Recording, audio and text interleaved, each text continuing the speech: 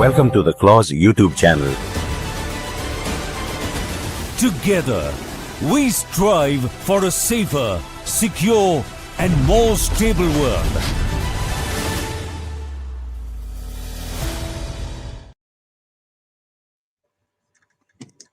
Good evening, audience, and welcome to the Jaipur Military Dialogue under the aegis of clause.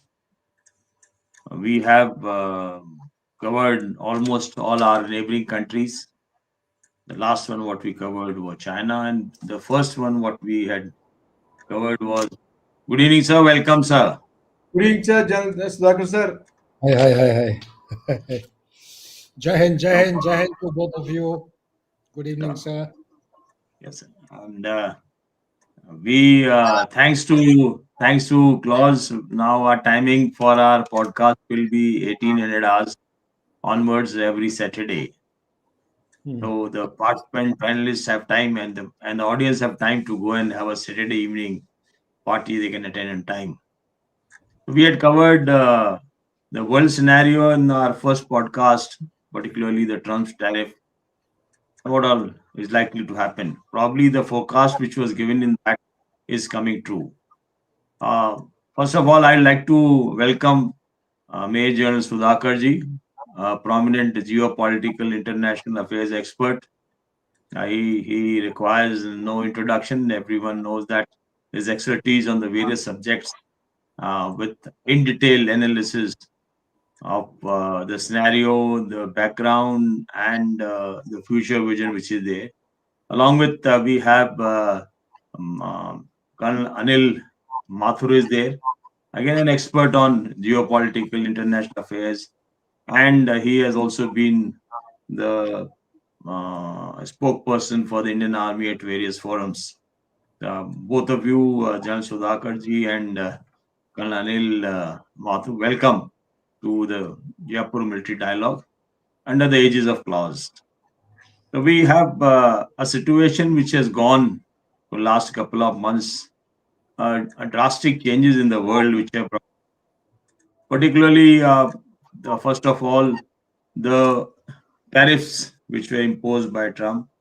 That is now taking shape in terms of the realignment of nations, their relationships, and in so particularly with India and more so Russia being in the forefront. So changes would have taken place. Yes, economically, it has taken a turn, and the threats of tariff has become, probably to my mind, not only business, it has become a sort of a weapon. Why, if you look at it, the tariffs are there, and the Trumps have used that as a tool. The reason is that if you analyze the world economy and particularly US economy, and the problem in US which is going on due to the economic shutdown at various things, and it is what is heard is the salary to be paid to the military people, it is difficult. A lot of curbs have been put.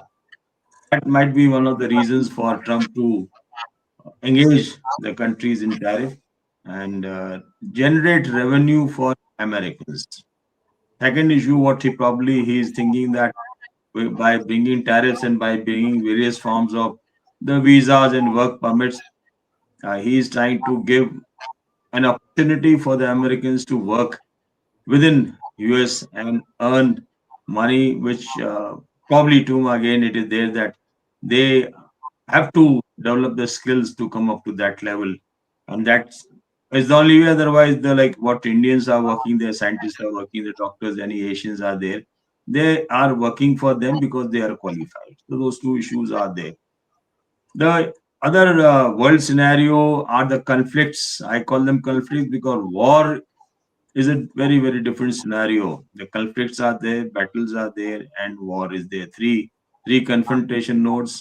Conflicts are area specific for a short duration, continuous, but not with full effort. Battles are the result oriented, area oriented. War is where the country's full machinery is put into place. And full machinery is there, it's all out machinery and all out a fight between the nations is there. The first one which comes is the Russia-Ukraine, which started at that time. One thought that it will finish within a couple of months. Probably it is not finished because Russia had not gone out on a full-fledged war against Ukraine. They have gone into a mode of a conflict which is ongoing. Had they gone for a full-fledged all mobilization war against Ukraine, the results would have been different. And it is an ongoing process with the Russian aim, and people who are supporting countries which are supporting Ukraine with a vested interest of twofold interest. One is to keep Russia engaged and let Russia lose the momentum of development. Second thing is that by supporting Ukraine, they are trying to push forward their agenda of keeping the conflict alive. And this aspect which is there, it needs to come to some table where they have to amicably settle it, which again, it is a very big question. And this question may be further elaborated. I'll request later on General Sudhakar Jee to cover it up. So that is one thing which is going on. Second thing is what happened was Israel and Hamas. Now, Israel Hamas is a long drawn conflict which is going on. And the 7th October, what Hamas did, and the aftermath of that, the things which are being followed up. There are two opinions on that. One is that yes, 7th October, Hamas had done all that massacre on the beach where the Israelis were celebrating and doing merrymaking. Is now people say the backdrop. And what Israel is getting things done or destroying Hamas is an issue which people start crying. In my own personal opinion, is that uh, for the 7th October massacre, which was Hamas did, Hamas needs to be punished, but it is not done again. It was, if one remembers the scene, it was very, very harsh, and it has to be stopped permanently. Eradicated is the word which I would like to use, and the agreement which is likely to happen between them has to be binding, not that after for a couple of years the episodes start again. Other conflicts which were there in which uh, the US president tried to bring peace. No, is Syria was involved, Turkey, Afghanistan, Pakistan, and yes, there's something which had happened, Cambodia, Thailand, which have been put a stop. So those issues are there. The conflicts which are going on is another thing which we'll discuss in this today's podcast. And in a nutshell, in a nutshell, uh, Trump have tried to utilize uh, what all happened in last couple of months after Operation Sindoor. India had done the water diplomacy where we stopped the Indus water. So it will give an idea to the world that it's not only the battlefield, you have other instruments which can be utilized for cohesion, for as a tool to, maybe one can call it as a weapon to achieve what one wants to achieve as a nation. So the Trump's tariff is another issue which has cropped up in a very big way. And the oil diplomacy came into play. India is buying Russian oil, but China is buying more Russian oil than Europe is buying. But selectively, Trump is using that purchase of oil from Russia against India, and he's trying to relate it to Ukraine. So it is that triangle: Russian oil coming to India, Russian money in that going to Russia, Russian money utilized for against Ukraine. It again, it is if you analyze it looks rather silly. It looks rather silly that this issue is being discussed in a triangle where oil, money, and Ukraine are not covering up that the Russian oil is being bought by everyone.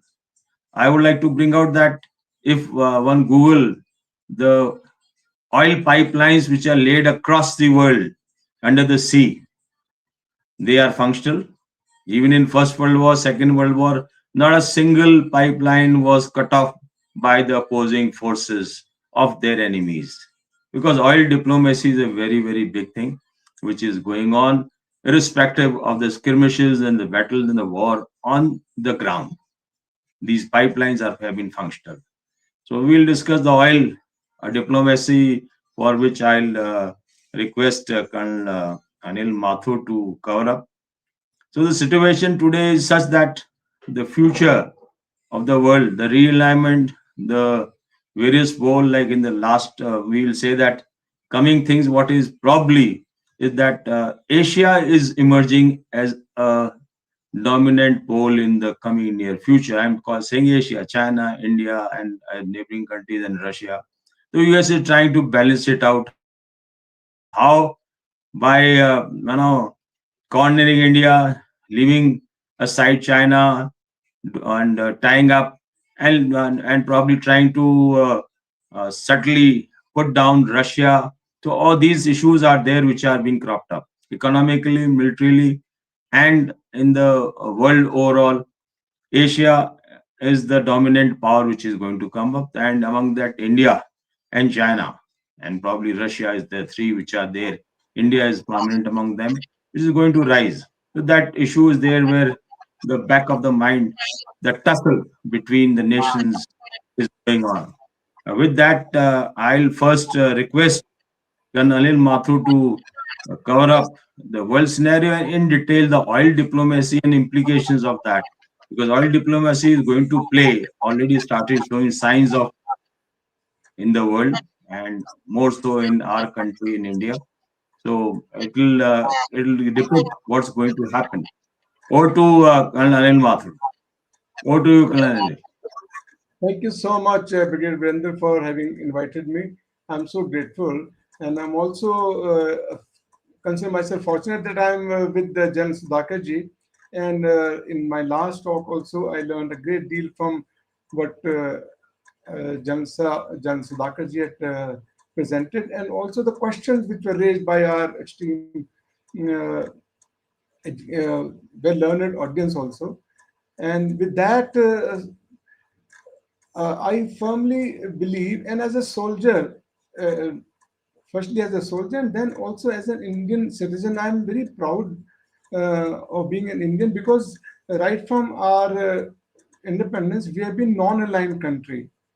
Uh, Birendra just touched upon that there will be the realignment of the groups which are emerging at the global scenario. Yes, we are lucky that we were non-aligned earlier, and now still we are having the liberty of being multi-aligned.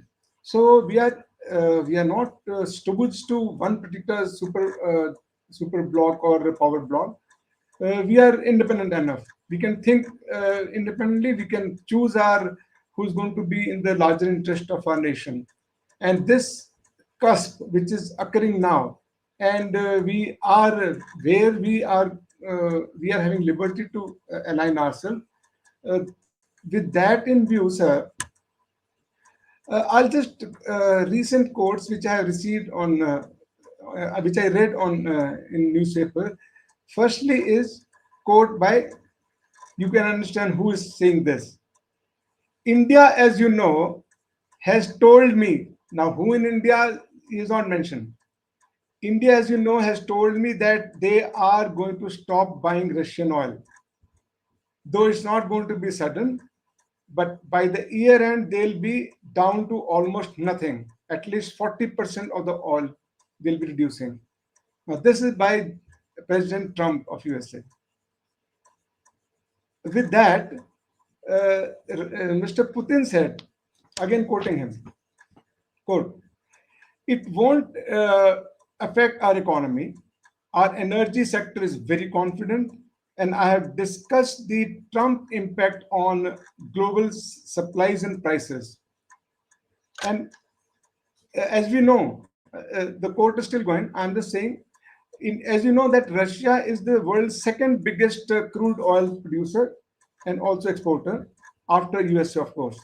Now he further says, Mr. Putin, no self-respecting country or people ever decide anything under pressure. So this pressure which was imposed by America on Russia, he doesn't seem to be wavering from that, sir. And we know these two codes contradicting each other. And third is China, who is also America has imposed pressure on them also, but they seem to be having said they have said that though we are not part of the Ukraine war, so why should he be imposing such sanctions or tariffs on us? We import 85% crude oil uh, from Russia, from our need for our needs, and major portion is of that from Russian oil. In case we come under this pressure, then this will be costing us $4.5 billion annually, which is a very large sum that we can't afford. We have been imposed upon 25% secondary tariff recently, only on because we have been importing oil from Russia. 25% reciprocal tariffs based on that we are supporting Russia and they are into the Ukraine. With that, in case we come under this pressure, and we have almost stopped. This is what Mr. Trump says, that we have stopped importing Russian oil. But if that be considered truth, as I don't know, like in my initial quote, I said that he has said, India has said. Now in India, who has said that we are going to stop immediately importing Russian oil? If we stop that, then that means we are coming under pressure. And Mr. Putin said that no self-respecting country or people. He is hinting that in case India is considered self-respecting country, as it is, we are. But in case we succumb to this pressure, then we lose our time-tested, very good friend who has always holding our hand in all the crises, right, in all the wars also with our neighboring countries. And even now also he's the most trustworthy. Our war equipment at times we were almost from Russia only.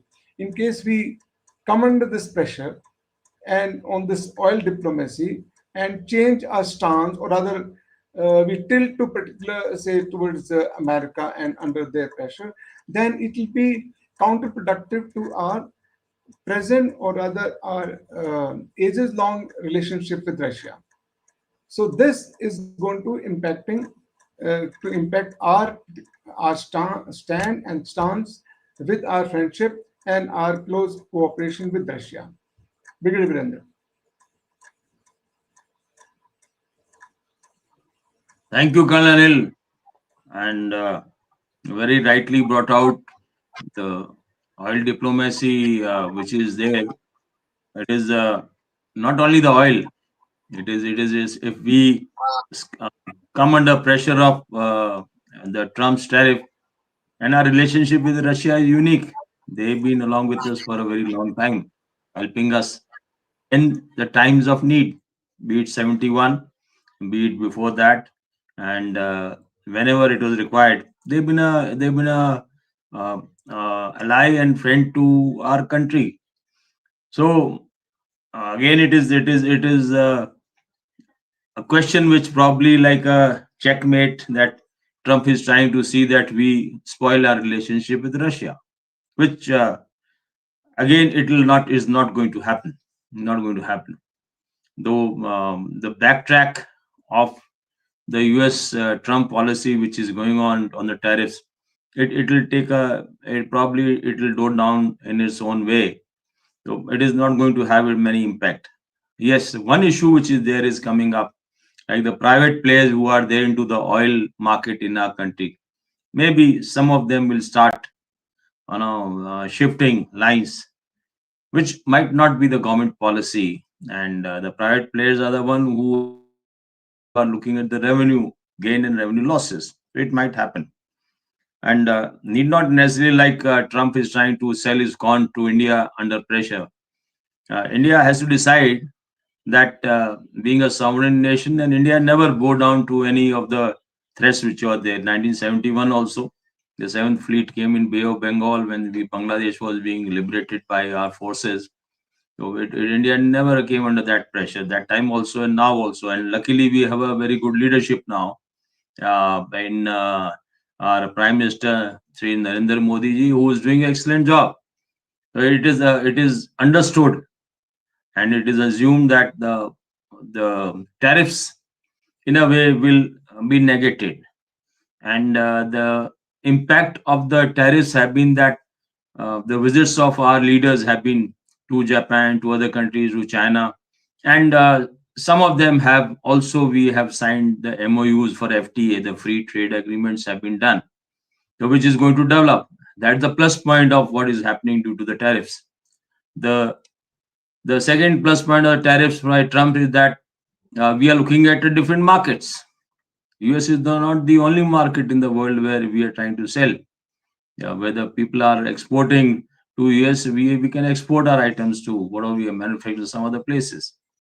And in a sense that ultimately this tariffs continue and Trump is against harm, trying to force his way through, the US will be the loser. There's all countries which are there in isolation. US can be isolated due to the tariffs, and the loss will be great. And his achievements is a question mark which is going to happen. And the other issues which are going on, the conflicts which are going on in the world, like Russia and Ukraine, Israel, Hamas, and some of them still simmering with the situations where Iran was trying to come up with a nuclear thing. The recent thing, what is happening, the nuclear ballooning being done by everyone. Pakistan tried to raise that. Russia had been doing that, and recently orders by Trump have been given to Pentagon for testing and doing the exercises of the nuclear exercise. So it is a new dimension which is coming up in the world, and it might be there that in near future, maybe far future, the nuclear issue is the one which maybe one of the weaponizations which can be utilized in the world, and in that India has to see whom India has to target nuclearly with the nuclear weapons, who are our first priority targets, and which we should be prepared to be utilizing them gainfully. And maybe again it is that our nuclear arsenal needs to be developed further. We have developed the missile system, nuclear warhead, nuclear carrying. Those missile systems have been developed, which are going on, but it needs to be further enhanced. With that, I'll request General Sudhakar Jee to cover up the aspects of the conflicts and the ongoing issues in the world and the world scenario overall, and in relation to India, finally, that what India needs to do to handle the issues in near future and far future.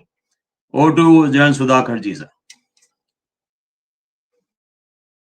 Good evening, Anil, and good evening to all our viewers, if at all there is somebody watching. What I'll do is, time now is 6:25. I'll take about 25 odd minutes to cover, or maybe lesser than that, to cover all the aspects that I feel is important, and also keep giving my comments on that thing. And please permit me to leave at 7 now, rather 2 minutes to 7, because 7 o'clock I am there in another channel. They want me to participate in that, some kind of a debate. Okay, so what I'll do is we'll divide the issues to global, regional, and local, let's say national, around our subcontinent, say Indian subcontinent. At the global level, let's try and link it up with 20th of January 2025. Ever since Donald Trump has come back to his chair 2.0, and thereafter what all things have happened, how they're panning out. And in the regional perspective, I would take everyone's mind to this Afghanistan Pakistan issue and Pakistan and Saudi Arabia as much as possible. If I miss out, just remind me. And as far as the national issues are concerned, I would bring attention to what is happening in our immediate neighborhood, and plus what is going on now. This NOTAM having been issued, and there is an exercise going on at Sir Creek area or Arabian Sea. Another one is offing building up towards the northeastern side. So they have very deep implications. Now let's very quickly start with a couple of issues. First and foremost thing, Donald Trump comes back to power 20th of January, short of 20th January 2025 and post 2020 January 25, the couple of incidents, terrorist activities take place in a new normal style. And that new normal style is depicted in full form in New Orleans, where you have a ex-serviceman, a para-commando guy driving a vehicle, carrying a AK-47, and kills couple of people. Later, it was investigated and found that he had been indoctrinated by ISIS through internet. So similar incidents take place at couple of other places. It happened in I think Las Vegas. It happened, I think, 6 or 7 places, if I remember correctly. So connected to that was similar kind of events which took place in Germany sometime in January and February, where the lone driver driving a vehicle rams into a celebratory gathering and kills people. It happened once, twice, thrice, 4 times, 5 times, and also similar incidents had taken place in 2016. Germany, as also uh, in the East Berlin. So this is a new normal as far as the terrorism is concerned, and the incidents which had occurred in Germany, sorry, in Paris, Germany and Paris. Basically, it was investigated to confirm that both the drivers, they happened to be from Tunisia. They had been indoctrinated by ISIS Khorasan. ISIS. Uh, so these are broad issues, and Donald Trump takes off in earnest, announces tariff, and he thereafter he doesn't look back. So everything seemed was getting distracted towards the tariff. He also had promised to bring this mindless conflict in Russia-Ukraine war to an end within 24 hours. But now I think it's going to be almost more than 9 months.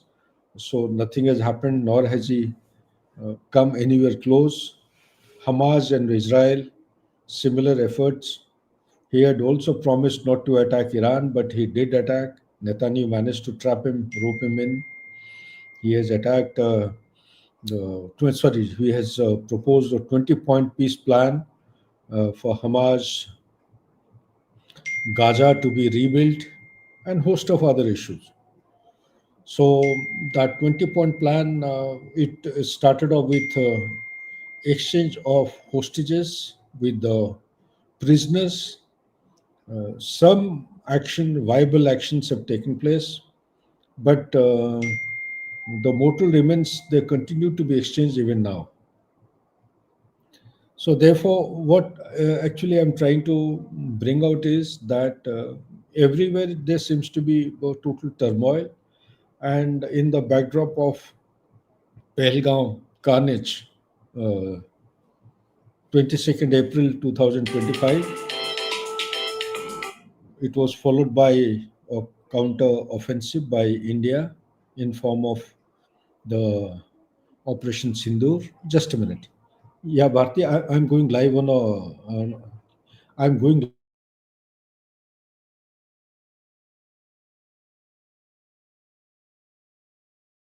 a or something else. I'm actually back to back. Okay, fine, I'll be there.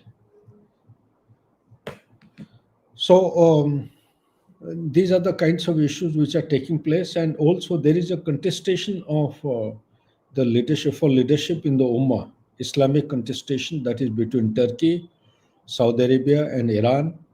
Each one is trying to assert its historical legacy and stick out its leadership role play, and in between, because of tariffs, like you rightly said in your opening remarks, there were signs of realignment. So it happened to coincide with things like uh, SCO, Shanghai Cooperation Organization, 1st of September to 3rd September, and India Prime Minister Narendra Modi, Xi, and Putin being together in China. That gave out a strategic messaging to Donald Trump. I don't think anything substantial took place after that, but in the meantime, people had changed their stance.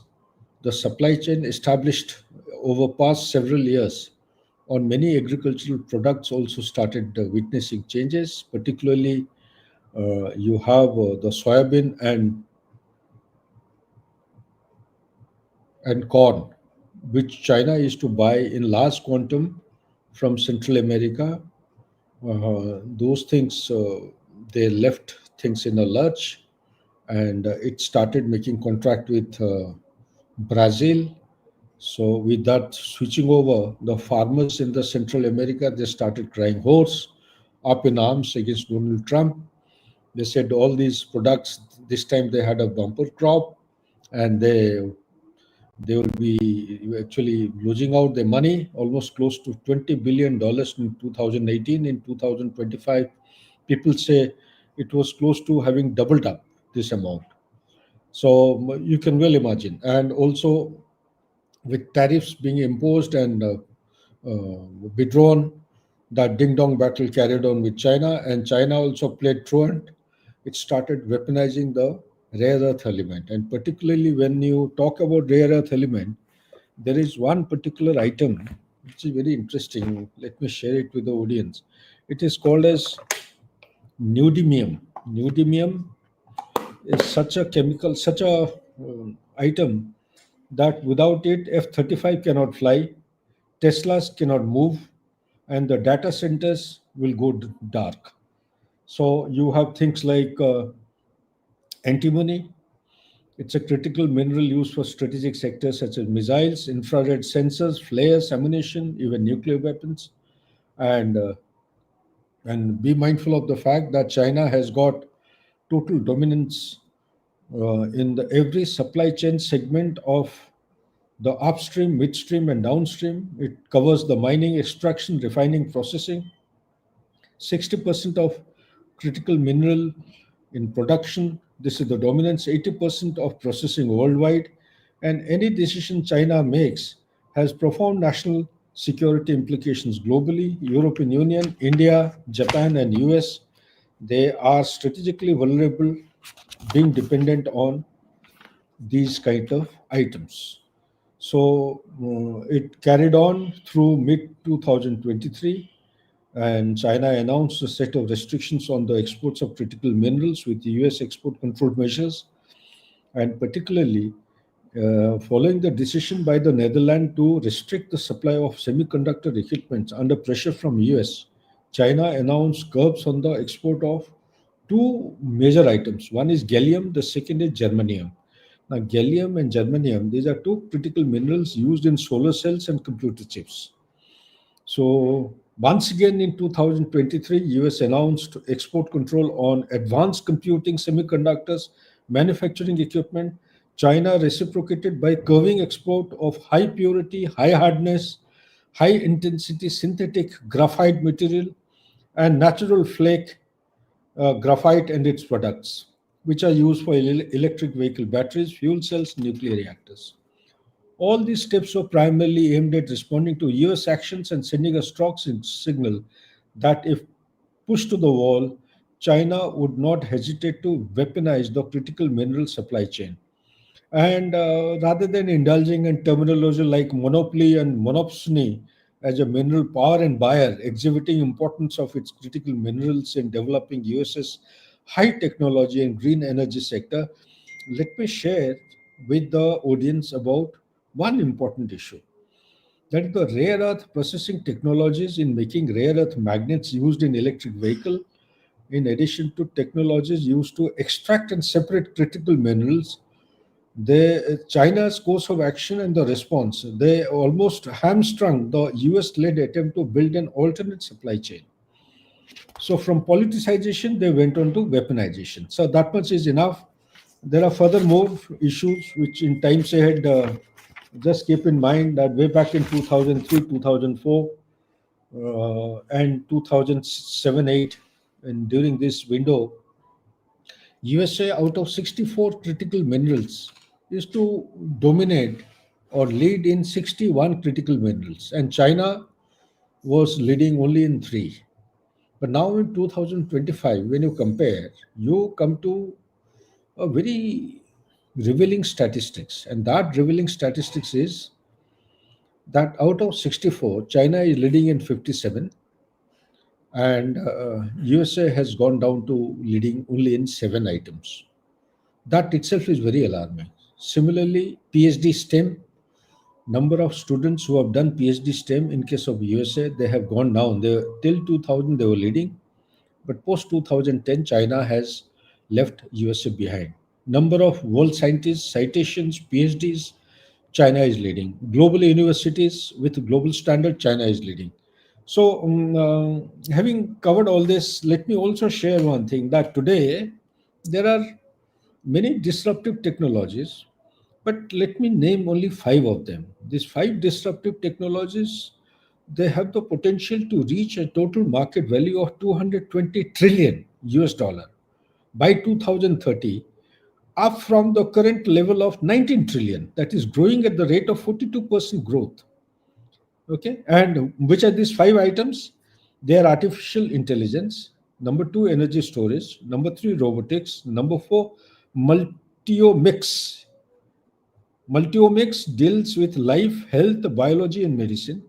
And number 5 is public blockchain. These are the 5. There are many more, but I'm highlighting only 5 of them. And so I limited that because I don't want to dwell on too many things. So we have spoken very little about Hamas, spoken about Russia-Ukraine. Let me just qualify my statements quickly. Russia-Ukraine war will not come to an end. It will continue, as per my analysis. It will come to an end only if USA and the Western alliances stop supplying their weapons. The conflict stops based on as is where is basis, based on something like the nearest parallel will be between India and Pakistan or Cyprus maybe. Yes, Cyprus line of control concept. So they stop wherever they are, freeze all firing and all activities, pull back by a couple of kilometers, maybe 5 kilometers onto either side, have a neutral force, not like the force they have identified. They put Turkey amongst the neutral force in Hamas. Turkey, everyone knows that Turkey, Pakistan, and who else? And Qatar. They are arch rivals of Israel. So how can Turkey be put as a neutral force? They were asking for my comments in TV channel. I said it is highly dangerous to put Turkey. So you have to have very select this thing, and their task should be firstly the land is gone 20%. You can't negotiate because Russia it won't stop the conflict because the geopolitical cost of stopping the conflict unilaterally is huge. Neither Putin nor the people of Russia, they will do or die. That is the kind of commitment of Russia today. The rating of Putin has gone up. Economy may be slightly in a downswing, but also keep in mind there are more than 27,000 sanctions. 2,695 or say 2,700 approximately sanctions between 2014 and 2022 when he invaded, that is 24th of February 2022, and thereafter 23,000 some 700 odd, so total coming to around 27,000 or more sanctions. And after the sanctions, you have imposed further sanctions on Russia. So let's see what happens. Whether they will be able to break the spine of Russia or not, I personally feel they cannot. This is a country which is a kind of a, I would say, the new look of Soviet Union in 21st century. The size is almost same except for the 15 CIS countries. And the answer lies in addressing the core issue. In my opinion, the core issue is having a security architecture dividing the East Europe with Russia and demilitarizing these places where they started deploying missiles, guns along Poland and all the places. Okay, so they need to demilitarize and they need to take Russia. Also, keep in mind issues like there is a hidden top secret project which came into existence way back in 1991 when USSR was disintegrated. And that hidden project is unipolar world. The unipolar world is developed on the concept of from eastern boundary of East Germany or East Europe, till the eastern periphery or the boundary of Vladivostok. The whole area has to come under NATO. That is the concept of unipolar world. So similarly, keep in mind that Middle East is unlikely to see any kind of ceasefire until they achieve a top secret document or project called as the Clean Break. Clean Break is a top secret project which had been developed and finalized way back in 1997. Netanyahu himself was a member. It was a bipartisan decision. So, what did this decision say? The decision, it might have come out selectively in the open domain. The decision said that Palestine will have no place to exist in Middle East. So therefore, whenever you see Netanyahu giving any talk anywhere, be it in the UNGA or any international platform, he always carries two maps. One is strategic curse, the other is strategic blessing. So you can well imagine and correlate. So neither of the maps have got any kind of signature for Palestine in Middle East. If this be the concept, then it actually is, going against the very concept of two nation theory. Where do the Palestinians go? And if you have double talk, then suspicion comes in a big way. And today, as it is, the trust deficit is the biggest victim in the world order. So, how are you going to address the trust deficit? How are the people of Palestinians going to accept any proposal given? You see, there was so much of bonhomie and celebration with this 20-point proposal. Now, has Donald Trump called anybody from Hamas? Did Netanyahu go and attend the talk in Egypt? If the affected stakeholders are not present there, can somebody else on their behalf convey the pains and the pleasure and the satisfaction and happiness? In absence of the primary stakeholders, how can you make a peace agreement? So these are the questions from my side. You could have a difference in opinion. I personally feel that this is a civilizational kind of a solution to be found. This conflict will go on. And thirdly, about Pakistan and Saudi Arabia, there are a lot of linkages of Saudi Arabia having bought some nuclear weapons. They are lying with Pakistan. They having had financed Pakistan when Pakistan was developing. AQ Khan was the father figure of the nuclear bombs. So America has come in 2007 during Musharraf's time, and it has been further reinforced in 2025 after Kirana Hills were hit, Kirana and Jakokabad. These weapons are actually held under the custody of Americans. The Nuclear Command Authority, people of Pakistan don't even know what is happening. It is Lieutenant General Kidwai, Ahmad Khalid Kidwai. He was the DG of the strategic forces. And he's the man who knew something about what is happening. And he had given out the red line, and also don't forget about a cold start doctrine. In response to cold start doctrine, they started coming out with nuclear tactical weapons. Nuclear people don't even understand the difference between nuclear tactical weapon and others. Nuclear tactical weapon is between 0.5 kiloton to 5 kiloton, and the little boy was approximately, if I respect my memory, 15,000 tons, 15,000, yeah, 15 kilotons. You can well imagine that is the kind of effect. People need to understand the radius of effect. In case of Hiroshima, was everything becomes totally uh, ash in a radius of diameter of 3.575 kilometers, and in case of a tactical weapon system, the radius reduces to zero point 0.8 kilometers. So likewise, and nothing remains alive. You have blast effect, you have fire, the firestorm that you and me commonly hear. It has got a reverse firestorm. Reverse firestorm, it actually sucks the air from within the impacted area. When it sucks, then things get lifted up from the soil or the earth's level. So likewise, you have radiation is long term. People also try to, same Tellis gentleman who was arrested a couple of days back, he only had in high level this thing, he used to explain the Pakistanis that this tactical nuclear weapon is not going to be effective. Why it will not be effective? Because to neutralize a core size offensive against Pakistan, it requires something close to 300 to 400. So you read that book, Eat Grass but Make Nuclear Weapons, or something like that. It's a beautiful book.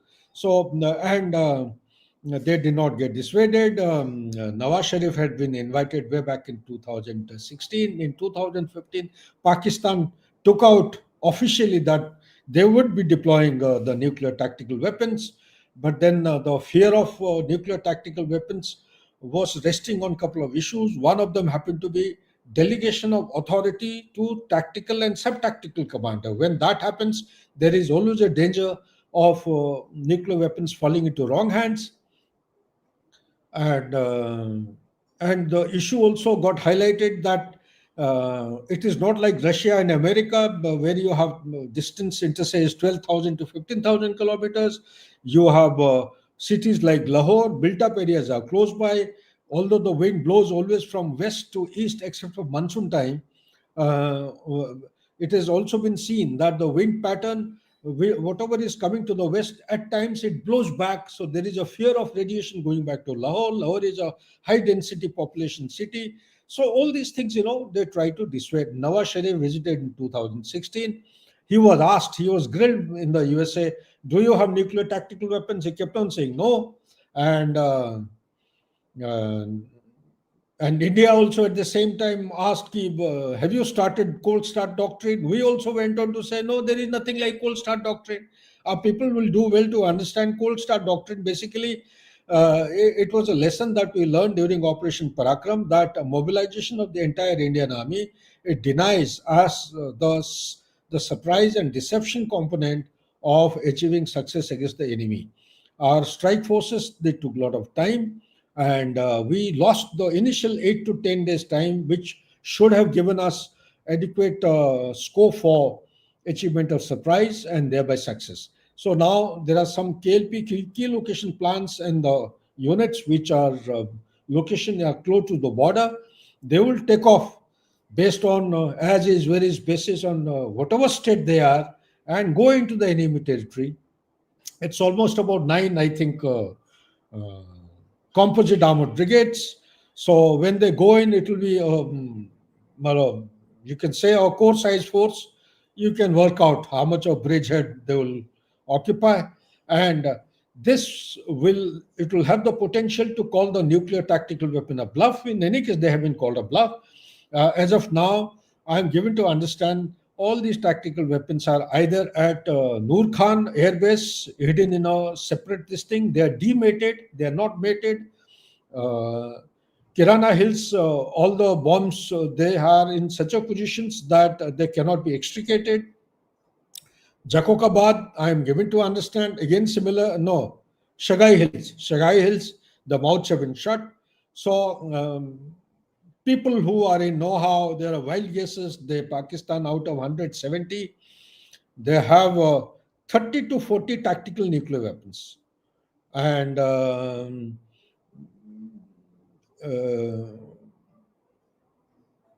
they are left with a balance of 15 to 20 people are saying nuclear weapon.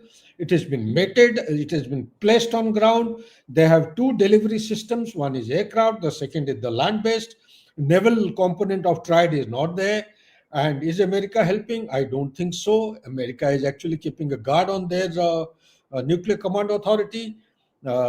Is Saudi Arabia going to come in? That clause of their Mutual Defense Act, Strategic Act, it says that attack on Pakistan means it will be attack on Saudi Arabia. Will Saudi Arabia come in when India goes in?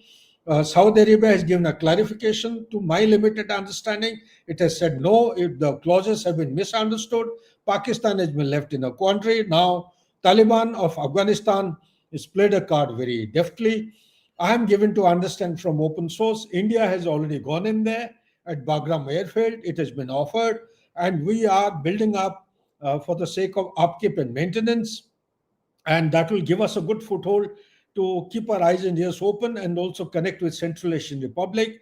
West Asia has also keep an eye on the projected BRI likely to develop through Wakhan corridor to Kabul and from Kabul to Turkmenistan. So these are the issues, and also keep in mind what is happening in Tehrik Taliban Pakistan. Inside Pakistan, they have had more than 2,500 security persons fatal casualty in 2025 till October, whereas last year they had around 2,500 something in the full year. And last year is to be called the deadliest year of terrorist activities. We know what is happening in Balochistan. We also know that there is a traditional historic pathway or the route connecting between Quetta, Chaman, and Kandahar.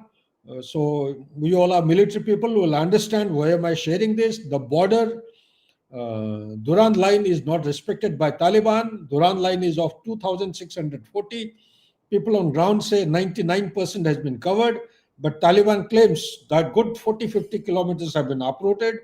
At the peak time, they had 235 crossing places.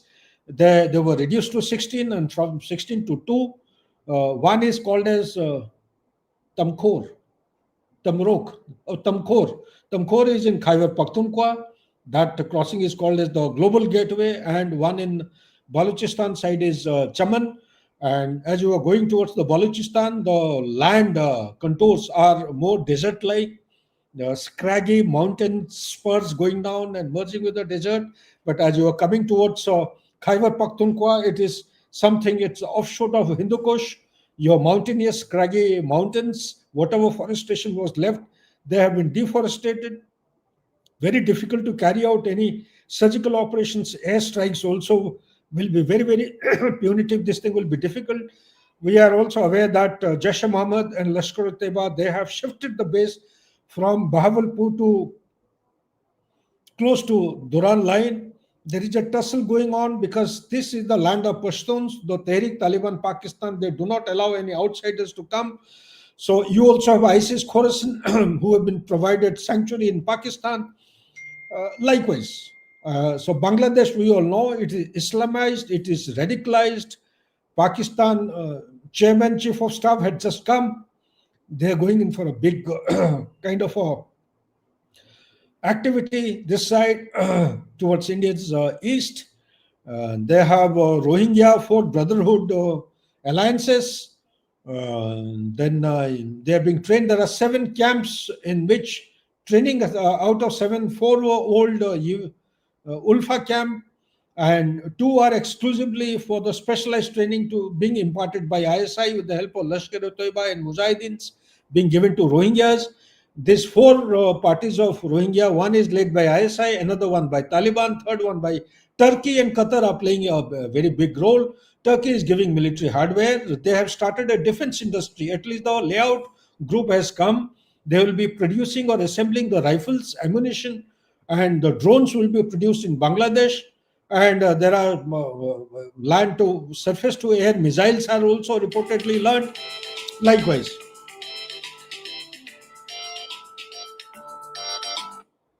Yeah. Please send the link. So, within India, we all know there is exercise going on, and you know what happened in China. Some negotiations have taken place in SEO. There is a thaw in progress.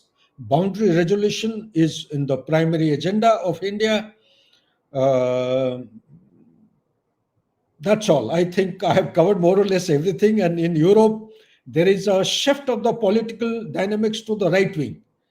And case in point is in past 3 months in France, three prime ministers have got nominated, elected, and three have resigned.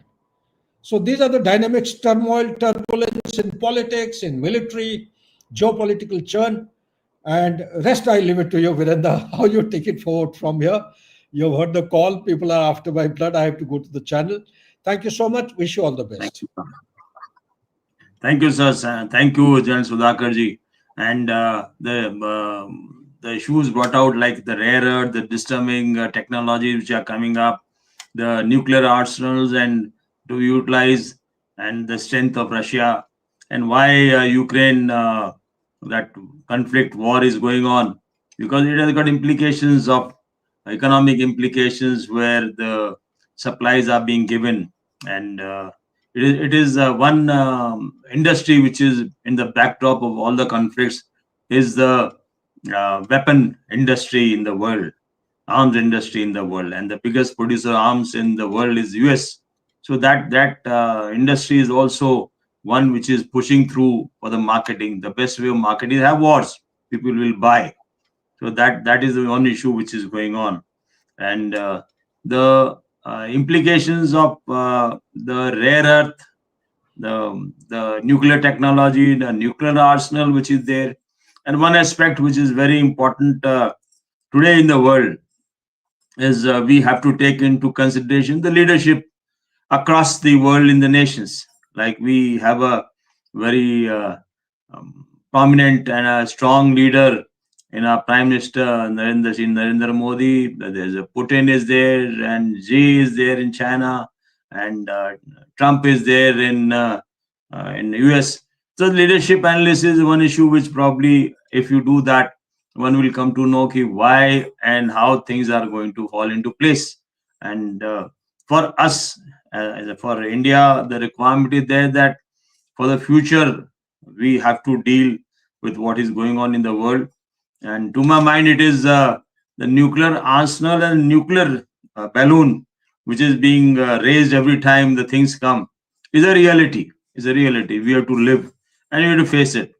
So if there is a nuclear balloons which are being put up across the world, in maybe our neighbors which are doing it, US is doing it, and how it is to be utilized. If there's something arms in the weapons in the arsenal, it meant it is supposed to be utilized. Maybe someone will use it. When it uses it, what are the implications? So proper planning for the nuclear war is the one which India, Bharat should be planned in advance and not wait for what is going to happen. And we should have our plans A, B, C into place. And our arsenals have to be ready in a state in the coming near future. And this is the silver jubilee year of 2025. And what is going to happen in the world is needs to be seen. Uh, with that, I'll quickly go to Colonel Anil Mathur, wherein any aspects which he wants to cover. And Colonel Anil, there are certain questions, comments which have been put by Mr. Akash. I had seen that. You can cover that also as a clarification and answer. And I thank Gen Sudhakar Jee, though he's highly committed, he was with us. Over to you, Colonel Anil. Uh, with so much of turmoil and confusion going around the present global scenario, I, as a Indian, or rather, we as Indian, we must stand firm, and we must look forward to the best way, which is for in the large interest of the nation, not simply because, like a KG student or a kindergarten student, some teacher comes and pulls our ear and says that no, don't sit on that bench, you sit on this bench. So I'm sure you know what I'm hinting at. So somebody imposing tariffs or some other pressure, uh, we should not be we shouldn't be wavering on at this particular juncture. We should stand by and trust who are our neighbors, and the best civilized person is the one who is in good relationship with his neighbors first. Forget about the far away people at this particular point in time. What was the question? May I know who's the Anil, it is there in the comments box. Mr. Akash have asked, and he said that about Russia, should we have the relations what we have? You can have a look at that, and that is one which I'll request you to briefly cover in the comments box. It is there. Okay, okay.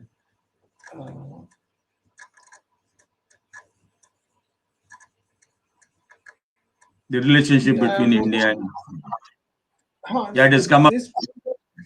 Oh yeah, it is coming now. I'll just.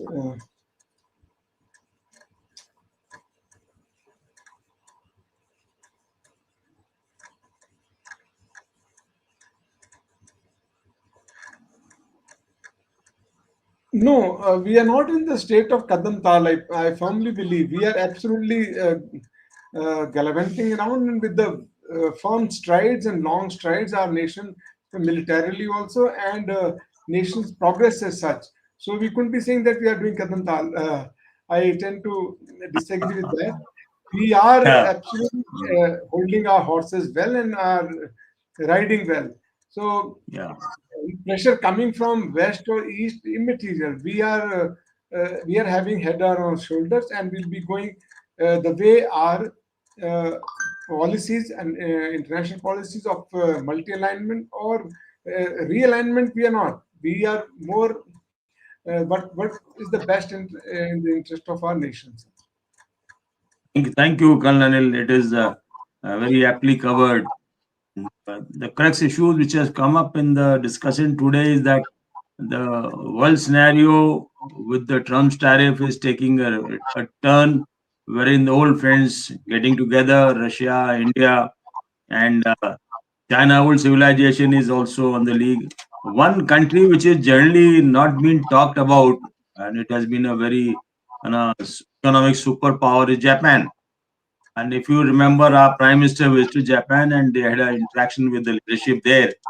So that Japan plays a very vital role. There are two factors, I would say two factors, pillars which are there for the supremacy in the world. One is the economic, and the second pillar is military. So Japan has an economic power, economic pillar in the world, which is very, very strong.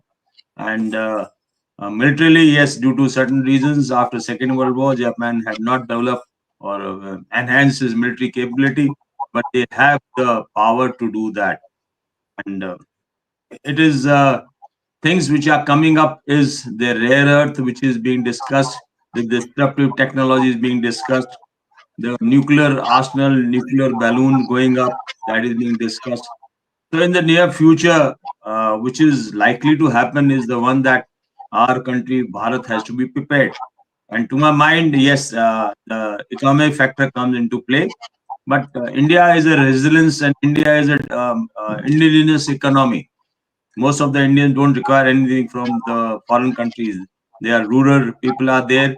They can live as it is without anything from the foreign country being part of the daily livelihood, the daily requirements. So that is not going to affect.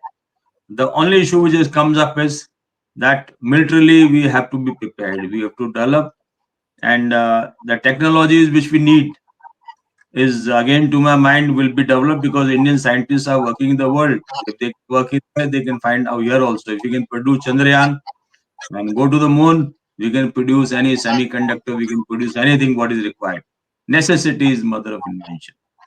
And the only thing which I'll emphasize is that in the future requirement is that our nuclear plans have to come into proper discussion, proper planning, and with the plan A, B, C, D, all worked out, contingencies worked out.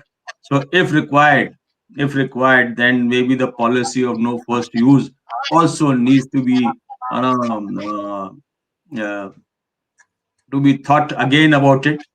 That the no first use policy by India is also a thing which we have to discuss straightway. And to my personal opinion, there's nothing of that kind which says military no first use. If required, we use it, and we should be prepared to use it wherever required. That issue needs to be seen. With that, I thank the panelists who've been there, Gen Sudhakar Jee and Anil Mathur, and the audience who have been on the listening, and the audience who will see it later on. Probably next episode, which we are going to discuss in the podcast, will dwell upon more of the nuclear doctrines of the world and what is going to happen if there's a nuclear war, anticipative between the countries, how it is to be dealt with. So that will be our topic of the next. I'll request all the viewers to like and subscribe to Jaipur Military Dialogue. And in the end, I thank Ashwarya from the background, from Clause, supporting us technically and giving us all the support. With that, I sign off. Jai Hind.